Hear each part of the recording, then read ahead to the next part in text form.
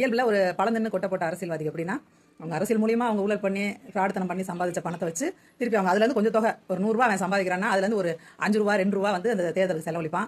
அதுக்கப்புறம் திருப்பி மறுபடியும் அந்த 2 ரூபா செலவழிச்சதுக்கு அவன் 200 ரூபா எடுத்துருவான். அப்படி மாற்றி மாற்றி அவன் பண்ணிட்டே இருப்பான். ஊழல் பண்ணி சம்பாதிச்ச பணத்தில் கொஞ்சமாக எடுத்து செலவழிப்பான். திருப்பி அந்த எவ்வளோ செலவழிச்சானோ அதோட பல மடங்கு மறுபடியும் எடுத்துக்கலாம். அப்படி மாற்றி மாற்றி பண்ணிட்டு இருப்பான். ஆனால் நடிகர் வந்து அவரோட சம்பாத்தியத்தை பண்ணுறாரு. சரி, ரிஸ்க் எடுத்து தான் பண்ணுறாரு. ஏன்னா விஜயகாந்த் அவர் பார்த்துட்டாரு, கமலஹாசன் அவர் பார்த்துட்டாரு, 2 பேரும் பார்த்துட்டு தான் இறங்கியிருக்காரு. அவருக்கு சரியா யுக்தி தெரியல, ஏதோ பண்ணிட்டு இருக்காரு. அவர் ஏன் பண்ணுறாருன்னா தெரிஞ்சாதான் பண்ணிட்டு இருக்காரு.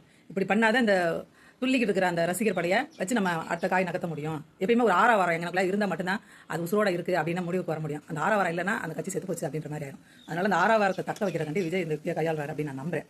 இப்போ புதுசாக என்ன பண்ணுறாங்கன்னா பொதுமக்கள்கிட்டே கேட்குற மாதிரி ஒரு ஆக்ஷன் கொடுக்குறாங்க. எல்லாமே நாடகம் தான். சிசிடிவி கேமரா ஃபுட்டேஜ்லேருந்து நிறைய விஷயம் வந்து இவங்கள உருவாக்குறாங்க. செயற்கையாக ரெடி பண்ணி நாடகத்தனமாக ரெடி பண்ணி அது ஏதோ நிஜமாக இயல்பு எடுத்த மாதிரி நம்மகிட்ட நடிக்கிறாங்க.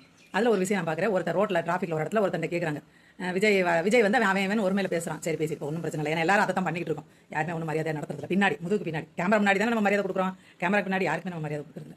அப்படி இருக்கும் பட்சத்தில் அவர் அஜித்தை சொல்கிறார். அஜித் வந்து கொரோனா டயத்தில் வீட்டுக்கு எல்லாரையும் கூப்பிட்டு வச்சு ஒரு குறிப்பிட்ட மக்களை வீட்டில் கூப்பிட்டு வச்சு சாப்பிட போட்டார் அப்படின்னு இவருக்கு மட்டும்தான் தெரியுமா, மீடியாக்கெல்லாம் தெரியாதான்.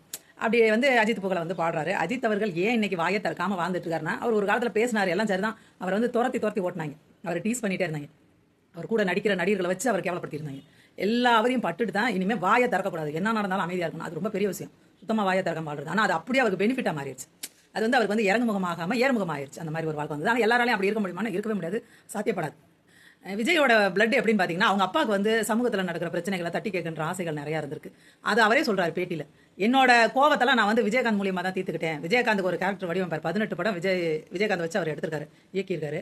அவர் என்ன சொல்லணும்னு நினைக்கிறாரோ, அவர் என்ன பண்ணணும்னு நினைக்கிறாரோ, அது விஜயகாந்த்ன்ற அந்த கேரக்டர் மூலியமாக அவர் அதை பண்ணியிருக்காரு. பாலாட்ட கூட கேட்டிங்கன்னா சமூக கோபத்தை தான் நான் வந்து வெளிப்படுத்துறேன் என்னோட படங்கள்ல அப்படின்னு சொல்லிட்டு சொல்லுவார். அது மாதிரி இயல்புலேயே விஜயோட அப்பாவுக்கு வந்து அரசியல் ஆர்வங்கள் இருந்ததுனால, எந்த விஷயத்தையும் தட்டி கேட்கணும் அந்த மாதிரி இருந்ததுனால, அந்த ரத்த சம்பந்தமாகவே விஜய் அவர்களுக்கு சொல்ல மாட்டா விஜய் அவர்களோட தாத்தா வந்து வாதியாராக இருந்திருக்காரு. எங்கள் தனுஷ்கோடியில் ஒரு டீச்சராக இருந்திருக்காரு. அப்படி இருக்கும் பட்சத்தில் அது அவங்க மரபணு வழியாக வந்து நிற்கிது. அவர் நஷ்டப்படுறமோ லாபப்படுறமோ இறங்கி பார்த்துருவோண்டான்னு இறங்கிட்டார். அஜித் அவர்கள் ஒரு சாதாரண ஒரு யாருன்னா நடிகர் இறந்து போனால், ஒரு விஐபி இறந்து போனால் கூட அங்கே நேரில் போல சொல்லப்போனால் பாலசுப்ரமணியன் அவர்கள் நிறைய ஹெல்ப் பண்ணியிருக்காரு அஜித் அவர்களுக்கு. அப்படி இருந்தும் வந்து பாலசுப்ரமணியன் அவர்கள் மறைவுக்கு இவர் எதுவும் வருத்தம் தெரிவிக்கிறதா, என்ன மாதிரியான ரியாக்ஷன் பார்க்க முடியல. எல்லாம் வந்தப்ப அஜித் வந்து கூப்பிட்டு வச்சாருன்னு சொன்னால் கூட பரவாயில்லைங்க. கொரோனா டயத்தில் ஏன் கொரோனா வந்துச்சு, லாக்டவுன் ஏன் வந்துச்சு, மனுஷங்க ஒருத்தருக்கு பக்கத்தில் நிற்கக்கூடாது, ஒருத்தவங்க கைப்பட்ட இடத்த இன்னொருத்தவங்க பற்றக்கூடாது, எப்போ பார்த்தாலும் கை கழுவணும், மனுஷன் தூரமாக இருக்கணுன்றது கொரோனாவோட அந்த விஷயமே. கொரோனா டயத்தில் ஜனங்களை வீட்டுக்கு கூப்பிட்டு வந்தார், 3 வேளைக்கு சோறு போட்டாருன்னு சொல்லிட்டு கொஞ்சமாவது விட்டுதாங்க. வீட்டில் கூட்டு வந்து அந்த ஏரியா அந்த பகுதியில் உள்ள அத்தனை மக்கள் கூட்டு வந்து தன்னுடைய வீட்டில் உட்கார வச்சு காலையில் உணவு, மத்தியான உணவு, இரவு உணவு கொடுத்து எல்லாத்தையும் கொரோனா பேர் ஆளுக்கு 1 லட்சம் 2 லட்சம் கொடுத்து வீட்டுக்கு பாதுகாப்பான பண்ணாங்க. இதுவரையும் பத்திரிகை வந்திருக்கா.